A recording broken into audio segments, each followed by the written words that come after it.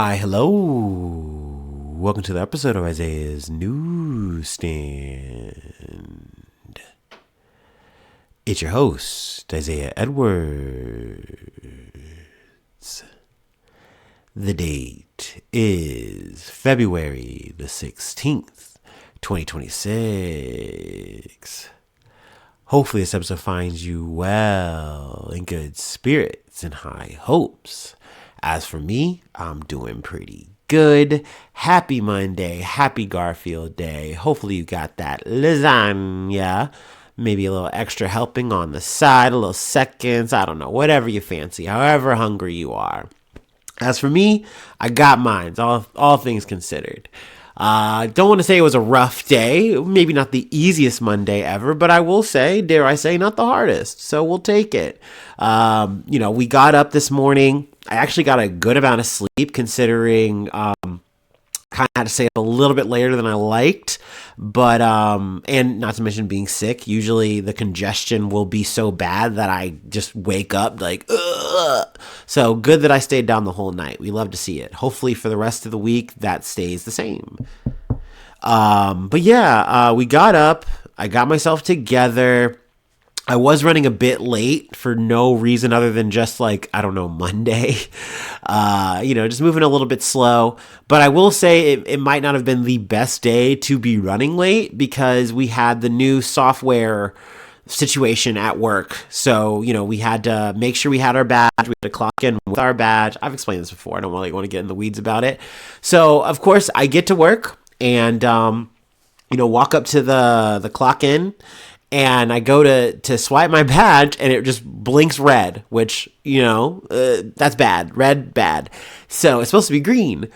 Go. So I'm like, okay, I try it again. Doesn't work. Now they have a bunch of people helping out for the whole day, just kind of trying to help people out, give them instructions if something goes wrong or they're confused. So someone came up to me and they're like, hey, looks like there might be a problem with your badge. That's okay. Just go ahead and let your supervisor know when you clocked in. Everything will be good. And they'll sort you out. So I was like, okay, great. So I get in there. Come to find out, my supervisor who said they were going to be there early. They're like, we'll be there when you clock in just to help out. That motherfucker was not here. he didn't come to work until 9, which is whatever. Our supervisors and stuff, they're all on salary. So, they come in on their time and do their work, whatever. That's neither here nor there. But it's like, why tell us that? That's silly. But anyway, I told the situation to the lead, gave them my badge, and, just kind of went about my day. So I was a little annoyed because I'm like, man, I hope this gets sorted out, obviously, before the end of the day. Of course it was, I think maybe an hour or two into my shift. My lead, hits me up over the walkie. They're like, hey, your badge stuff's all sorted. Just pick it up at the meeting. So after all that, I get my badge. Everything's good. It works for the rest of the day. Awesome. Pretty much the whole day was pretty normal for a Monday. It was not busy, but it was steady just enough, just quite for me to stay down the crusher all day. So we love to see it. Had a couple of chats with coworkers and things like that, throughout the day. So everything was cool. I had kind of left this hanging a bit, a little bit of suspense the other week because I said, hey, I'm waiting for a thing to resolve itself or come to fruition, whatever, and I'll talk about it on the podcast when that happens. So, bit of update there. I was supposed to be getting into the situation where I was going to be giving a coworker rides for the next 4 months after work only. But naturally, y'all know my schedule is very tight, right? So something like that would be pretty, game changing for me. It's going to affect how my day goes, maybe affects the podcast, maybe affects my workouts. I don't know. I was going to have to figure all that out. So I thought that was going to start today. And the person who I was supposed to be giving the rides to, I hit them up saying, hey, do you still need me to give you the ride for tonight? And then they come over to me later in the day and they're like, hey, just so you know, I got the days wrong. It's actually not going to be until May. And I was like, what? Huh? And hey, it's okay. There's a bit of language barriers at play here. I think also too, the person just had a miscommunication with their person who was giving them a ride. Immediately kind of like went into like, I need to figure out a solution to this. And that's how we got here. So I completely understand that. No worries, no problems. But yeah, it just now I'm cool. It's normal. Everything's fine. I imagine we just slide that scale down, which in some ways is going to be a little annoying because I'd rather it be part of the winter and the spring, and then I have all my summer, as opposed to like giving rides out during the summertime when I might have like activities that I want to do. But who knows? I'm sure it'll all work out. I'm sure it'll all be fine. So there you go. There's that bit of news. I don't know. Inquiring minds might have wanted to know that. There you go. There's a little bit of extra lore there.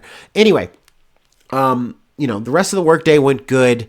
After work, we went to my dear listeners, the gym, in quest for the pump. So it's a Monday. It's busy. I come in ready to be disappointed, ready to be heartbroken. Of course, all my Smith machines, they're taken. They're occupied. I was lucky enough to get a free bench, so I could do my free weights and I could do my dumbbells. So I did a double circuitous, I did my circuitous set of those, which went well. And then afterwards, I look over and I see, I do declare, there's a free little bench for me. Actually, I think I wound up having, no, I'm getting this a little bit out of order, actually. Let me do. So after the free weights, I kind of bounced around, did some core work. I look over upstairs and I see in the other free weight area, that's pretty open, a little bit lighter weights. I look downstairs, all the filler machines that I want are kind of taken. It's a bit occupado down there. So I'm like, all right, let's mix it up a little bit. So I did that. Then as I'm coming down, I see, looky there. Well, actually, no, I'm still fucking this up. Look, this is on cold brain. I don't care. Then I go and I do Stairmaster, 15 minutes of that. That's when I see the Smith machines open, like the parting of the Red Sea. And I'm posed with a decision. Do I want to finish out my cardio, be a good boy, or do I want to just get back to weight training and catch that pump? And I'm like, I want to catch that pump, baby. So I get done with the Smith machine, or I get on the Stairmaster, hop on the Smith machine, do my full set there. And I'm feeling pretty good. I almost wanted to call it, but I'm feeling a little bit guilty. So I make a compromise and say, okay, we'll do 15 minutes on the treadmill and we'll call it a day. Cool. Awesome. We did that. Got everything done. Not the perfect workout for me. Didn't stick to my program exactly, but that's okay. We got out maybe like 30 minutes earlier than usual. I also figured, hey, it's Monday night. Let's be productive. And, I figured, hey, it's not too late to get your steps and do what you need to get done. So I dropped my bag off at the car, and My Planet Fitness is right next to the Jungle Gyms. If you don't know what Jungle Gyms is, I've mentioned it before. Look it up if you don't know. It's really cool. International supermarket, whatever. I literally took a walk through that motherfucker just to get bourbon. And I'm sick. I'm not even drinking that tonight. I just need, I wanted it, so now I have it when I'm good and ready. So yeah, took a walk, walked around a little bit, and then got my car, came home, stretched, snack, did some research. You know the vibes. So that was the day. I know, a little bit discombobulated, got it a little bit confused there, but that was the day. That's what happened. Also, a bit of an addendum for the weekend. I forgot to mention this. I don't know why I do. I think it's because we only go there for one stop, but me and the homie, after we went to the Chameleon, that was our first stop, we actually... he hit me up. He asked me, he's like, hey, do you want to grab a drink at Higher Gravity? And I was like, yeah, I bet. So we went over there and I got, what was it? Teak, which is like a Urban Artifact little beer situation. And then we watched like a couple of TVs. They had some shit going on. They had the Olympics on one screen. They might've been on one or two screens. I'm not sure. And then they had a gaming tournament on too. And I was like, holy shit, that's Frosty Faustix. And I was just like kind of like locked in on that for a little bit.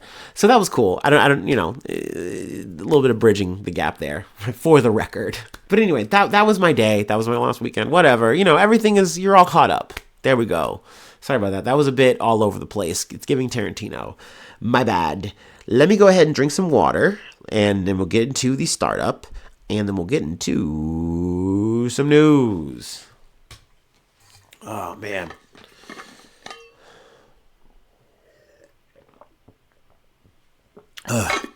I will say, for a cold, this isn't the worst cold of my life.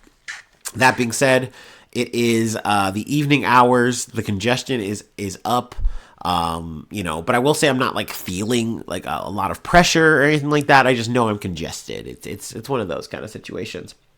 So we'll take it. This is a workable cold. That being said, I still want to be a baby about it.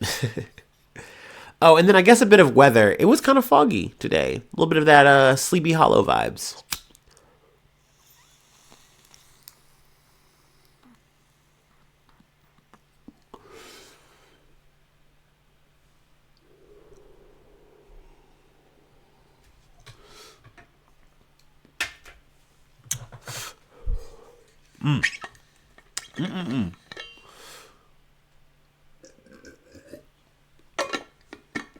Okie dokie, artichokes. Whew. All right, our first story comes from Boston 25 News. Deadly shooting during a hockey game at Rhode Island Arena appeared to be a family dispute, police say. A deadly shooting during a hockey game at a Rhode Island ice arena on Monday afternoon, appeared to be triggered by a family dispute, authorities said. Acting Pawtucket Police Chief Tina Goncalves, we're going to say Goncalves, confirmed during a press conference outside the Dennis M. Lynch Arena on Andrew D. Furland Way in Pawtucket that 3 people were dead and 3 others are hospitalized following a shooting around 2:30 p.m. This seems like it was a targeted event. It may have been a family dispute, but we are still investigating, Goncalves said. If anybody has any information out there, any recordings, obviously reach out. Officers responding to a report of an active shooter inside the arena found the gunman and 1 victim dead, according to Goncalves. A second victim later died at a local hospital. The other 3 people were being treated in the hospital. The other 3 people who were being treated in the hospital suffered serious gunshot injuries. High school teams from Coventry, Johnston, and Blackstone Valley were on the ice at the time of the shooting. Goncalves noted that she believes it was senior night for one of the teams. In a statement, the Coventry School District said the Coventry School District confirms that all students from the boys hockey team who were present, they didn't put a space there, that's their bad, who were present during a reported incident at Lynch Arena in Pawtucket, Rhode Island, have been accounted for, have been accounted for and are safe. Ugh. They just didn't put spaces there. Come on now. They have some pictures of the incident. There's some more details as well. Not too much though in the article from there. But obviously a very unfortunate and sad situation. You have people, there to see if, see their kids play hockey, see their friends play hockey, all that. And the next thing you know, something pops off like that. Now, I mean, maybe there'll be more details upon what exactly this family dispute was, what happened. But yeah, it's definitely scary. It's definitely very fucking sad. And, very unfortunate too that, we're kind of covering a bit of a string or cluster of, shootings in the North American continent, I guess you can say. Over the past, couple weeks here. So yes, starting with that one, but moving on into an international lens. This story kind of slipped by me a bit, but it is boat watch, so I wanted to kind of double back and get it. U.S. strikes second alleged boat in a week, bringing death toll to 133. The U.S. military Southern Command, which oversees operations in Latin America and the Caribbean, said it had carried out its second deadly boat strike this week. The command said the latest strike killed 3 suspected drug smugglers in the Caribbean on Friday. Intelligence confirmed the vessel was transiting along known narco trafficking routes in the Caribbean and was engaged in narco trafficking operations. The Southern Command was engaged in narco trafficking operations. The Southern Command said in a statement, the command included a video of the strike with its announcements with an announcement which shows a boat traveling through the water as it explodes into flames after being hit with what looks like a missile. The Southern Command and the Pentagon did not immediately return requests for additional information. The strike comes after the Southern Command announced a deadly attack on another boat in the Eastern Pacific on Monday. That hit resulted in the deaths of 2 suspected drug smugglers and 1 survivor. Friday's killings bring the death toll to at least 133 people in 39 strikes, according to the Pentagon, statements tallied by The Intercept. This appears to be the command's first strike in the Caribbean since November. The vast majority of the most recent strikes have happened in the Pacific. So we're still at it, proving that this whole thing about, if we can just tamp down Venezuela, if we can just put our fingers on the scale there and then get Maduro out, yada, yada, yada, this kind of makes the problem go away. This makes the problem go. They weren't even saying kind of about it. Like, they were making it seem like that was going to be the end-all, be-all fix here. But it's not. Like, you have this quote-unquote regime, reined in. Now what? You still have this smuggling, and you're still killing people at will with no due process. Nothing has changed here. So, I don't know, we're still on this Orwellian fucking murder kick, which I guess just shows no signs of stopping. Because I really don't think it stopped. I think it's just one of those things where it wasn't making as much headlines, or other things are making more headway. I don't know. But, clearly the modus operandi is just this. If you hop out on the water, you attempt it, we're going to blow you up. And we don't even need to know if you're doing it. We just know that you're out here. What else could you be doing? Boom. Kablow. So yeah, and then I imagine with the survivors, it's going to be the same kind of situation of like, we're just gonna, throw you back to wherever place we think you should be going to, or wherever you're gonna tell us you're gonna go to. Like, we're not gonna actually charge you for anything. I feel pretty confident saying that. I don't know. So it's a frustrating situation to see. Us just trying to run the whole hemisphere, be top pirate. I guess, I don't know. But yeah, I just wanted to make sure I mentioned that story, and technically it's a bit of a 2-for-1 in there. Bit of an update. I know we covered this very briefly at some point during the weekend. Oh, also, I'm seeing this, and I'm gonna actually make a pivot. Apparently, Obama was on a podcast or something, and he was yapping. He doing what he does best. And they asked him. The guy asked him. He's like, "Hey, so do you believe that there's aliens?" And he's like, "Yeah, I think there's aliens out there." And like, he said it very confidently. I'm paraphrasing wildly here, but essentially he then like kind of doesn't double down, but it's like, yeah, like he does the statement of like, of course there's got to be some kind of life out there, it's just space is too big, yada yada yada. So, but he more or less doesn't confirm anything, but it's just been making headlines. And then of course the conversation about Trump posting him and Michelle Obama as apes. With the Lion King music came up, that was talked about, and he had some words about that, and he's on for that. I agree with him for sure on that. But yeah, I don't know. It's like, man, show us the aliens, bro. If there's aliens and you got some shit, tell us. And he's like, no, I don't got no shit, but I do think aliens are out there. Shut up, man. It's a dumbass answer. All right, sorry. Let me get to the thing at hand. That popped up on my thing while I was about to read it. From CBS News, DHS government shutdown is underway. Here are the services affected. The Department of Homeland Security remains officially shut down since funding ran out at 12:01 a.m. on Saturday, after Congress failed to pass a bill to fund its operations before a stopgap measure lapsed. Without funding, some DHS functions will cease, although the impact will likely be more widely felt after President's Day weekend ends. DHS website says that during a funding lapse, the department may only continue exempt activities such as law enforcement and maritime production. Democrats in Congress have made a number of demands to restrain the government's immigration crackdown in exchange for their support of the funding measure, but could not reach an agreement with the GOP. After the shootings of Renee Good and Alex Preddy by immigration officers last month in Minneapolis, Democrats wanted a mask-off body cameras on policy for federal agents, new use of force standards, better identification of DHS officers, and a requirement for judicial warrants before entering private property. They also push for an end to detaining people without verifying they aren't U.S. citizens first, and to conducting searches based on a person's race, accent, or job. Generally, those whose work is necessary for safety of human life or protection of property will be required to work as necessary to continue even without funding.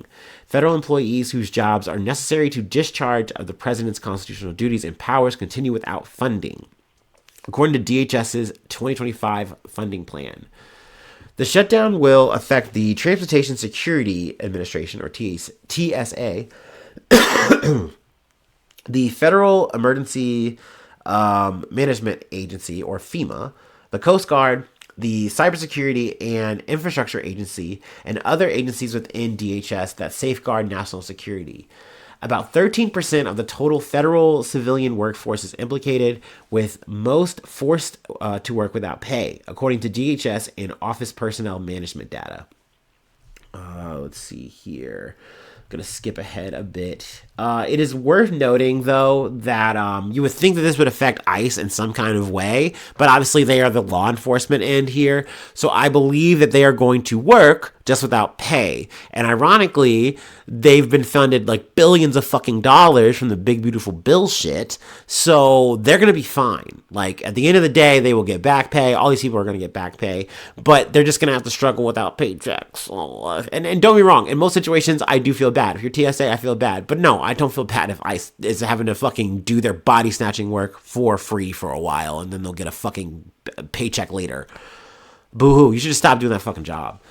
And we've talked about this. Do I still feel like it's theater from the Dems? Yes. I think a guy like Hakeem Jeffries is going to find a way to justify it or let someone else do it, and so he can boo and say, fuck that guy. I fucking hate Chuck Schumer. I don't know what that accent is, but whatever.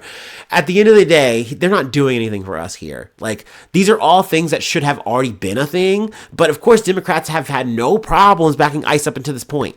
Until they found out, oh, there's actually a, political kind of cudgel we can kind of use here, and we're going to try to work it. It's just like the fucking last shit. They have no intention of following through. At the end of the day, there's going to be some group of motherfuckers who are going to side with whatever the conservatives want. And you're not even going to get the compromise on something like taking your mask off and turning on the body camera footage or whatever. You know what I mean?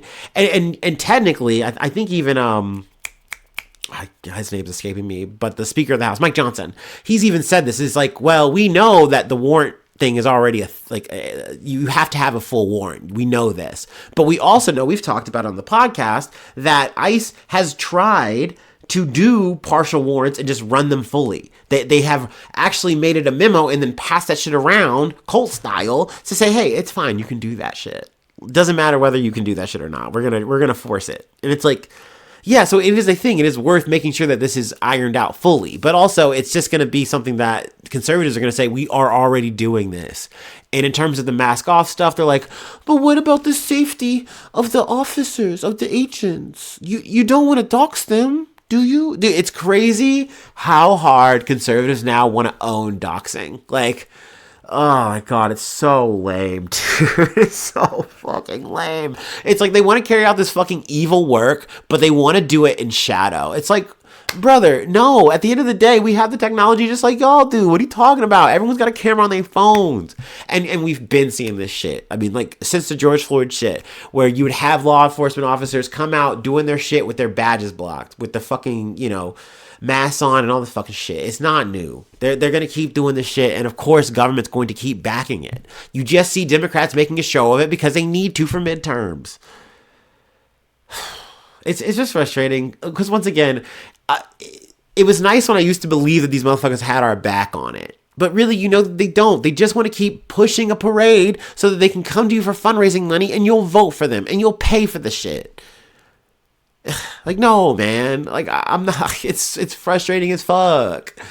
Like I said, that is why I understood the last election was the last time I was really going to push hard on the podcast for any of these motherfuckers. I just refuse to. I'm not going to tell you not to vote for them, and I'm going to tell you most likely, yes, I'm still going to vote blue. I don't like doing that, but that's just the team sports that we have at hand. But I'm not going to stop calling these motherfuckers out every goddamn time I can, because they're all pieces of shit. None of these motherfuckers are working for us. They're not working for any of their constituents. They're working for themselves. They're working for the people who have lobbied them and who are going to put money in their coffers. That's it. That's how cheap these motherfuckers are and always will be. So, I get why people don't really give a shit about this shutdown in particular. Completely understandable. I will say it's annoying to call it a fake shutdown. I think that's fucking dumb too, because it's not. Like, it is a real shutdown. People are going to have to work without pay, and that's a whole fucking thing that we shouldn't have to do. Of course, whatever. And in terms of like, do I want to see this shit go through? Yes, I do. But also, we've kind of talked about this shit in a bulleted way. I feel like I'm already beating a dead horse here. So we will move on. But yeah, I mean, you can see my frustration, or not, maybe not see, but you can feel it, right? Like, it sucks. It's frustrating. Because I think even if the Dems get what they want here, it's not like it brings about some kind of rosy conclusion. It doesn't make this situation really any better. And once again, they're still going to keep funding ICE. Anyway, we're going to move along now. We have one more story that I wanted to cover. It is a bit of condolences. It is flower time. To the now late, great Robert Duvall. So let's go ahead and take our last break. Cheers to him. And we'll close it out in a little bit there. Just a couple of cents we'll leave on the table.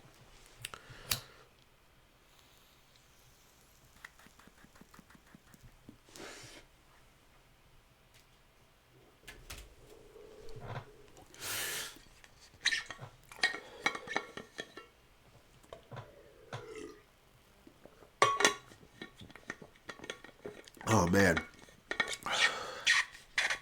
Ooh. Okie dokie. From Variety. Robert Duvall, star of The Godfather and The Great Santini, dies at 95. Robert Duvall, who won an Oscar for Tender Mercies and was nominated for his roles in films including The Godfather, Apocalypse Now, and The Great Santini, has died. He was 95. Duvall's death was announced on Facebook via a statement from his wife, Luciana Duvall. Now, I do want to read this right here. It's very heartfelt. It's very warm. Yesterday, we said goodbye to my beloved husband, cherished friend, and one of the greatest actors of our time, she wrote. Bob passed away peacefully at home, surrounded by love and comfort. To the world, he was an Academy Award-winning actor, a director, a storyteller. To me, he was simply everything. She continued. His passion for his craft was matched only by his deep love for characters, a great meal, and holding court. For each of his many roles, Bob gave everything to his character and to the truth of the human spirit they represented. In doing so, he leaves something lasting and unforgettable to us all. Thank you for the years of support you showed Bob and for giving us this time and privacy to celebrate the memories he leaves behind. So yeah, I mean, in terms of me personally, like what were like Duvall films that really got me, definitely Godfather. Seeing him in that, like holding court, like just being like, what was it, the concierge or whatever the fuck? It was cool. It was cool as fuck. He was a fucking cool dude. And essentially like, he wasn't family, right? Like that was his character. He had to like earn it, and like just seeing Duvall play that role so well, like every amount of screen time was his. Like that he had, for lines, he just was so commanding in a room full of commanding motherfuckers. It was awesome to see. So yeah, and let's see here. I didn't see Apocalypse Now. I'm trying to think. Secondhand Lines is another movie that comes to mind. But that's just one I just kind of know was a big one. And I know a lot of my friends have seen and had a really strong reaction to. But kind of going through this article, seeing all of the movies like in perspective, like I had forgotten he was in Gone in 60 Seconds. What the fuck? Just so many roles. I thought it was interesting too, hearing Variety tell it. Like essentially he was a person that people in the industry viewed as a strong, great character actor, but not quite a lead until he got to like a certain point and got like the right movie or whatever. And I'm like, I was just so surprised to hear that, because once again, to me, anytime I saw him in the roles, I'm like, damn, like either he's like I said, he's taking up the screen, or he's the villain. He's the antithesis. You're trying to stop this guy, right? Like, I don't know. It was just weird to kind of hear it that way, but just roll after roll after roll after roll. Only getting bigger, only getting greater.